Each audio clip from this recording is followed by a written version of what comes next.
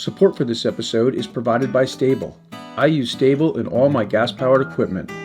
To learn more about the benefits of using Stable Fuel Stabilizer, click on the link in the description below. This is the outdoor kitchen cabinet. I built this about 4 years ago. The top is made out of red oak. The cabinet is made out of cedar. The legs to the cabinet are made out of Douglas fir, and they're laminated together. And the glue is Titebond 2, and it worked out well. I haven't had any problems with delamination.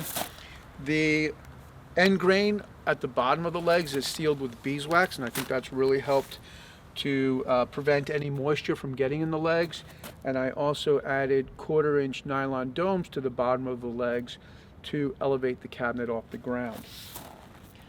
The countertop is made out of red oak.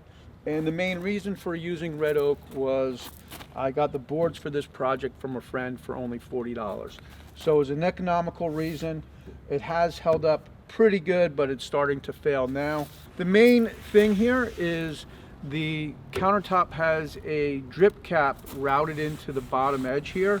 So the water falls off the countertop and then goes right to the ground. It doesn't roll underneath the counter and then go into the cabinet. So it works great as a roof. The finish on the red oak was a oil-based stain, a walnut stain, and then after I let that dry, I used 3 coats of spar varnish.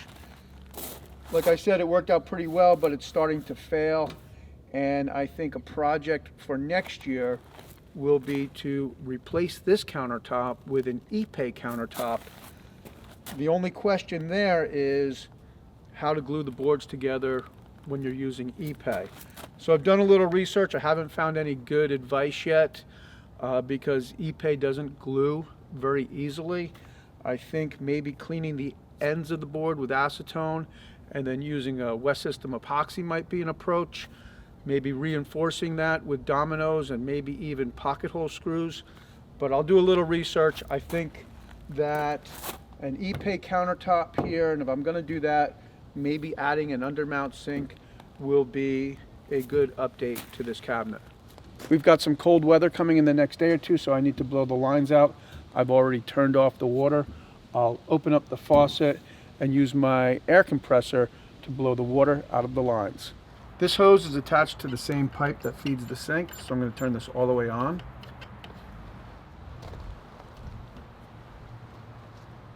I'm wrapping a rubber glove around the end of my air chuck to create a gasket.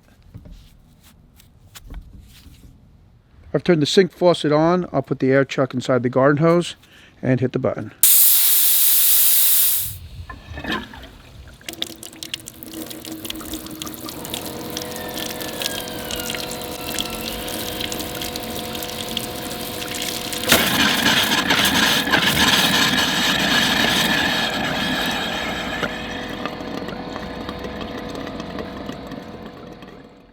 I also like to blow out the drain so that pipe doesn't freeze.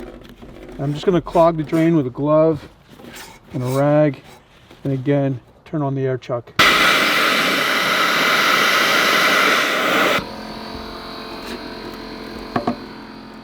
Once I've got the water drained out of the faucet and the drain, I use 2x4s. It's just a little protective cloth. And then I put this structure that I made over top like this.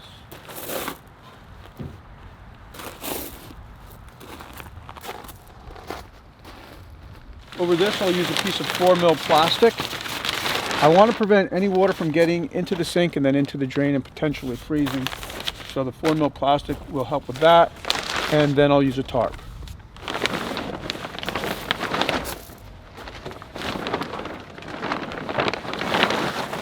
Okay, well, after winterizing the outdoor kitchen yesterday, I also blew out all of the water spigots around the house, the water that feeds the barn here, and all of my garden hoses. If you're going to store your garden hoses in a place that's not climate controlled, you want to get all the water out of them.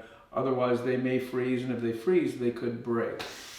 So today, I spent most of the day assembling the saw stop and filming it. That video will come out shortly. I still have a little fine tuning to do on the saw stop, and I'll get that done this weekend. Looking forward to firing this baby up and kind of attaching the two saws together here. And then of course I'm going to have to work on dust collection. So really excited with all the upgrades to the shop. I think the place is really coming together, and probably by the end of the year, most all of these little projects should be done, and they're going to be followed with a lot of shop furniture. Already I can see making a cabinet that will be on wheels that will roll underneath the saw stop. It has to be able to roll in and roll out, because you won't be able to access the motor if the cabinet is permanent. So a few things to figure out, but all in all, really excited about the shop upgrade. Hope you enjoyed this video. Thanks for tuning in, and I'll see you next time.